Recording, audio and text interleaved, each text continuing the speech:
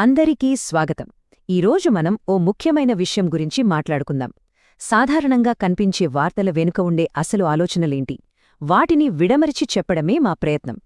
ఈరోజు మనం మాట్లాడుకోబోయేది ఇదే. మన ప్రభుత్వ వ్యవస్థల్లో అధికారం కోసం నిరంతరం ఓ పోరాటం జరుగుతూనే ఉంటుంది.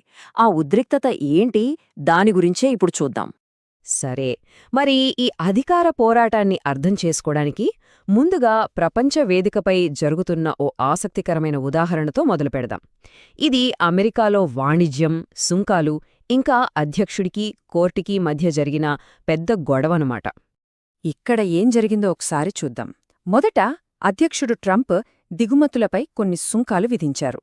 కాని అమెరికా సుప్రీంకోర్టు రంగంలోకి దిగి ఆ సుంకాలని చట్టవిరుద్ధం అని తేల్చేసింది. మరి అధ్యక్షుడు ఊరుకుంటారా?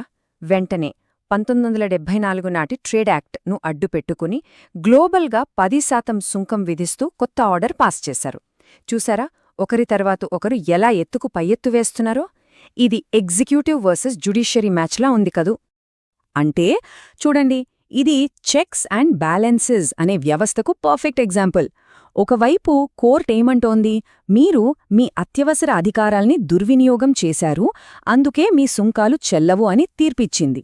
మరోవైపు అధ్యక్షుడేం చేశారు, ఓకే, ఆ దారి కాకపోతే ఇంకో దారి అన్నట్టుగా వెంటనే వేరే చట్టాన్ని ఉపయోగించి ఇంకా పెద్దగా కొత్త సుంకాల్ని విధించేశారు. అంటే ఒక వ్యవస్థ యాక్షన్ తీసుకుంటే మరో వ్యవస్థ దాన్ని కంట్రోల్ చేయడానికి ప్రయత్నిస్తోంది. ప్రజాస్వామ్యంలో ఈ బ్యాలెన్స్ చాలా ముఖ్యం. సరే, ఇప్పుడు అమెరికా నుంచి ఇండియాకుద్దాం.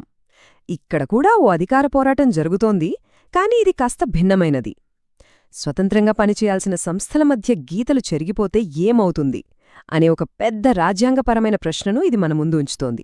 ఈ సమస్యకు కేంద్ర బిందువు అధికారాల విభజన అనే సిద్ధాంతం. అంటే ప్రభుత్వ అధికారమంతా ఒకే చోట ఉండకూడదు. కార్యనిర్వాహక, శాసన, న్యాయ వ్యవస్థ ఇలా వేర్వేరు శాఖల మధ్య అధికారాన్ని పంచుతారు. మన రాజ్యాంగంలోని ఆర్టికల్ 50 లాంటివి ఈ సూత్రాన్ని చెబుతాయి.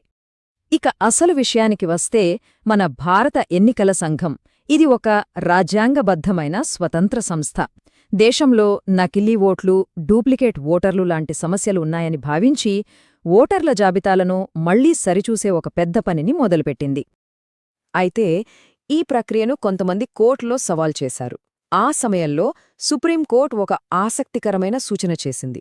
ఓటర్ల జాబితా నుంచి పేర్లు తొలగిస్తే దానిపై అప్పీల్ చేసుకునే ప్రాసెస్లో మా జ్యుడిషియల్ ఆఫీసర్లను కూడా ఇన్వాల్వ్ చెయ్యండి అని చెప్పింది.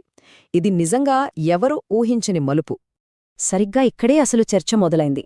ఒక రాజ్యాంగబద్ధమైన సంస్థ అయిన న్యాయ వ్యవస్థ మరో స్వతంత్ర సంస్థ అయిన ఎన్నికల సంఘం పనిలో జోక్యం చేసుకోవచ్చా? ఇది న్యాయ వ్యవస్థ తన హద్దులు దాటడమవుతుందా అనే ప్రశ్న తలెత్తింది. ఇది చాలా సున్నితమైన విషయం. అధికారం కోసం ఈ లాగుడు యుద్ధం కేవలం ప్రభుత్వ శాఖల మధ్యే జరగదు. మన దేశంలో కేంద్ర ప్రభుత్వానికి, రాష్ట్ర ప్రభుత్వాలకి మధ్య కూడా ఈ పోరాటం తీవ్రంగానే ఉంది. ఇటీవల supreme court retired justice Kurian Joseph నేతృత్వంలోని ఒక కమిటీ ఒక నివేదిక ఇచ్చింది. అది ఒక పెద్ద ఆందోళనను బయటపెట్టింది. అదేంటంటే, మన దేశంలో అధికారమంతా విపరీతంగా కేంద్ర ప్రభుత్వం చేతుల్లోకి వెళ్ళిపోతోంది. రాష్ట్రాల అధికారాలు తగ్గిపోతున్నాయి. ఆ నివేదికలో చెప్పిన ముఖ్యమైన విషయాలు ఏంటంటే, రాష్ట్రాలు కేవలం నామమాత్రంగా మిగిలిపోతున్నాయి, వాటి ఆర్థిక స్వేచ్ఛ పోతుంది, స్వంతంగా కార్యక్రమాలు చేసుకునే స్వాతంత్రం కూడా తగ్గిపోతుంది. ఇది మన ఫెడరల్ వ్యవస్థకే, అంటే సమాఖ్య స్ఫూర్తికే పెద్ద ప్రమాదం అని ఆ రిపోర్ట్ హెచ్చరించింది.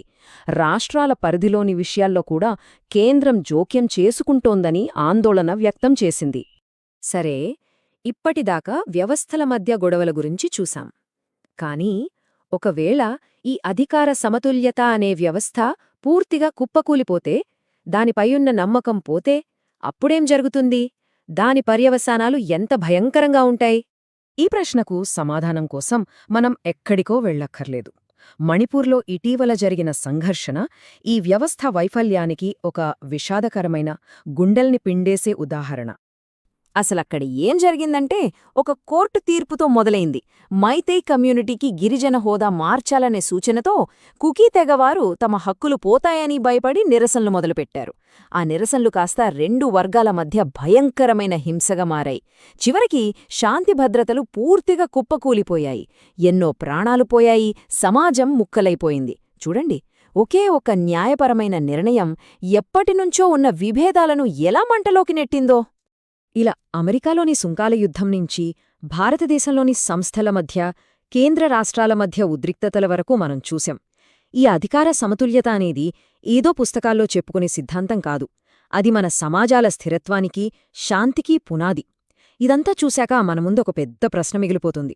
నిరంతరం మారుతున్న ఈ అధికార సమీకరణాల మధ్య సమాజాలను కలిపి ఉంచే ఆ సున్నితమైన సమతుల్యతను మనమెలా కాపాడుకోవాలి? దీని గురించి ఆలోచించాల్సిన అవసరం ఎంతైనా ఉంది.